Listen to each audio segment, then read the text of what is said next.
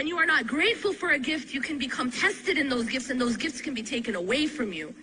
It's like a person who's been gifted with health and looks at someone who's sick and judges them and says, you know what, it's because they're just not as good as me, they don't work out as much as me, or they don't eat as much raw, organic, green vegetables as me. You know what I mean? And you judge that person and you shame that person. We would never do that, because we realize that health is a gift, hopefully. Same thing with wealth. If you have money, you've been gifted with that money. Don't think that it's only because of your hard work. Because guess what? There are children working in sweatshops who are working harder than you. And they're not making the money you're making. So at the end of the day, we have to understand that all these things are provisions and they are gifts. And Allah very accurately puts it. He uses the word hiba, which is a gift.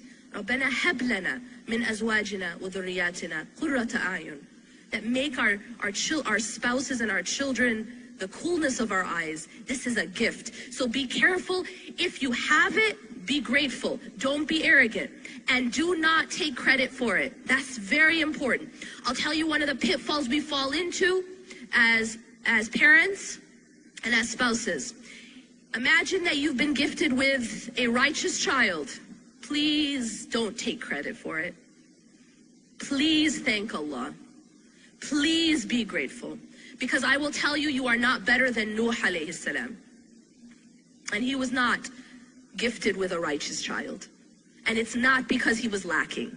Your children, if they are righteous and on the straight path, it is because Allah has protected them. And Allah has guided them. And Allah has gifted you with that. And always remember that even prophets had issues within their family. Lut alayhi salam's wife was not righteous. That's not because he was a bad husband.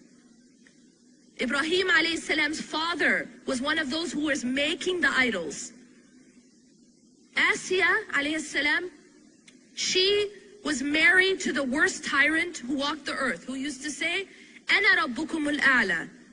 I am your Lord Most High. Why do we learn about these stories? Because on the one hand, yes, Allah subhanahu wa ta'ala tells us the ideal. He tells us how it should be. But then He's also giving us examples that even the most righteous had issues in their family.